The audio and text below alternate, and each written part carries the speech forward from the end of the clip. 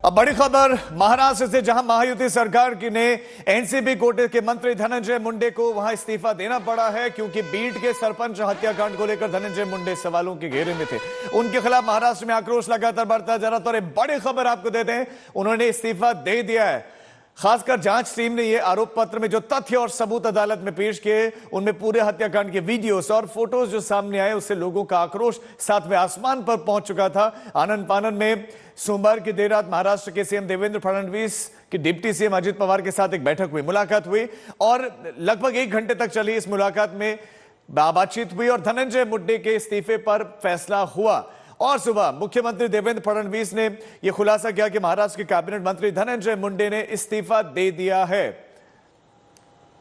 तो धनंजय के इस्तीफे के बाद जो है इस्तीफा दे दिया गया है। दरअसल आक्रोश उनके खिलाफ बढ़ता जा रहा था, उनके करीबी पर बहुत गंभीर आरोप लग रहे थे। महाराष्ट्र के मंत्री श्री धनंजय मुंडे, इन्होंने अपने पद का इस्तीफा मुझे सौंपा। मैंने ये इस्तीफा स्वीकृत किया है और अगली कार्रवाई के लिए मैंने ये इस्तीफा राज्यपाल जी के पास भेज दिया है। सरकार को इतने देर ये सब करने को लगा है, इसका मतलब है सरकार गुनहगार को पीछे अपना छुपाने का काम करती है। महाराष्ट्र में गुनहगारी बड़े पैमाने में बढ़ी है। जो मुख्यमंत्री ने नागपुर के अधिवेशन में जवाब दिया था, वो सब झूठ दिया था। विधानसभा का भी दिशाभूल उन्होंने की थी, महाराष्ट्र की जनता की दिशाभूल की थी। ये स्पष्ट हो चुका है।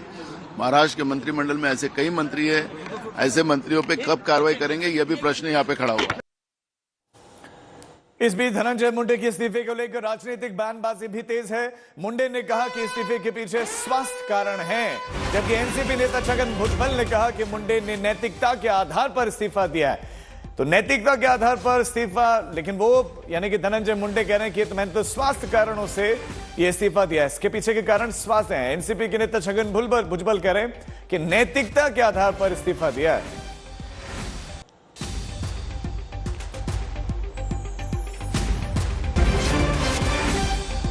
तो एक तरफ धनंजय मुंडे के इस्तीफे के पीछे सरपंच हत्याकांड को बड़ी वजह माना जा रहा है, लेकिन मुंडे ने इन आरोपों को दरकिनार करने की कोशिश करते हुए सोशल मीडिया पर लिखा है कि उन्होंने इस्तीफा स्वास्थ्य कारणों से दिया है।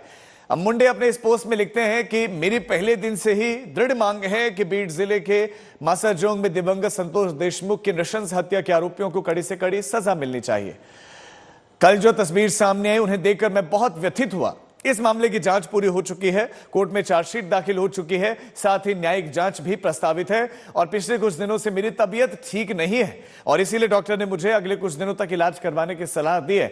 इसीलिए मैंने स्वास्थ्य कारणों से मंत्रिमंडल से इस्तीफा माननीय मुख्यमंत्री को दिया है। तो धनंजय मुंडे कौन है वो भी हम आपको साथ साथ बता रहे हैं। अब मुंडे के इस्तीफे की वजह चाहे जो रही हो, लेकिन धनंजय मुंडे का इस्तीफा तब हुआ है जब मामले की जांच में एक चार्जशीट दाखिल हो चुकी है और उस चार्जशीट में मुंडे की ओर कोई भी उंगली नहीं उठी है।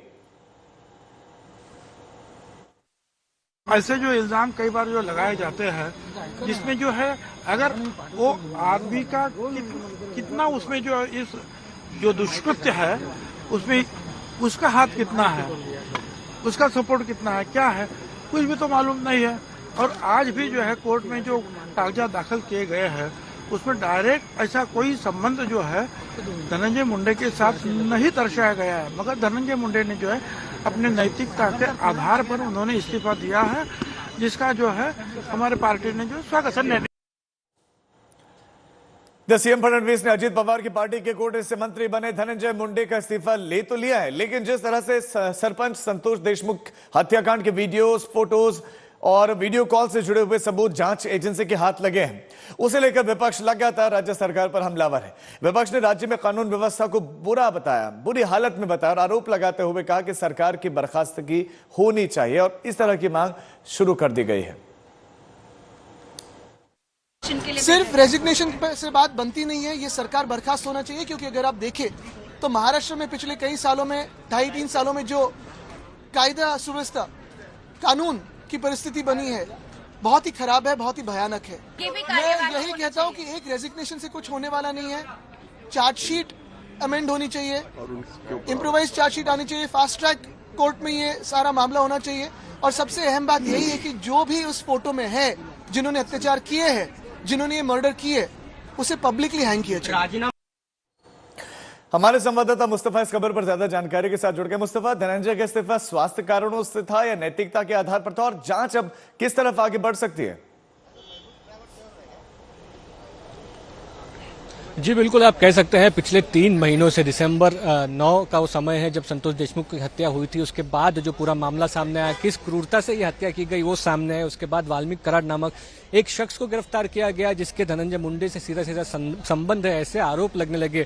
कई करप्शन के आरोप धनंजय मुंडे को इस कार्यकाल के दौरान जाने पड़े, जो जब वो कृषि मंत्री थे, एग्रीकल्चर मिनिस्टर थे, तब उनके टेंडर्स के ऊपर सवाल उठने लगे। और कई महीनों तक आप कह सकते हैं कि इस बारे में विपक्ष ने, और साथ ही साथ बीजेपी के खुद एमएलए है सुरेश धस, बीजेपी जो कि महायुति में एक तरह से आप कह सकते हैं साथीदार है एनसीपी का, उनके खुद के एमएलए रेजिग्नेशन की धनंजय मुंडे की बात कर रहे थे। क्योंकि जो भीड़ में एक के बाद एक इस केस में फैक्ट सामने आए कि किस तरह से एक्सटॉर्शन रैकेट्स चलाए जाते हैं, किस तरह से कंट्रोल किया जाता है वहां पर चीजों को।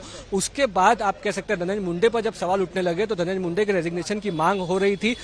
चार्जशीट फाइल होने के बाद कल जब वीडियो क्लिप जो है, उस वीडियो क्लिप में आप कह सकते हैं कि ऐसे ग्रैब चार्जशीट में लगाए गए हैं जिसको देखते हुए लोगों का दिल दहल गया। उसके बाद मुख्यमंत्री देवेंद्र फडणवीस और मुख्यमंत्री अजित पवार ने कल की मीटिंग में तय किया कि धनंजय मुंडे को अब इस्तीफा देना चाहिए। आगे की जांच जो है वो किसी दबाव की होनी चाहिए। महाराष्ट्र में वैसे तो अजित पवार की पार्टी के नेता और मंत्री के खिलाफ आवाज उसी दिन से बुलंद हो रही थी जब सरपंच देशमुख की हत्या हुई थी, लेकिन जब सीआईडी ने चार्जशीट दी और उसमें हत्या के सारे सबूत सामने आए तो अब मुंडे की रवानगी तय हो गई। अदालत में जमा की गई चार्जशीट में उस हत्या से जुड़े हुए वो खुलासे हुए हैं जो रूह कपा देती है।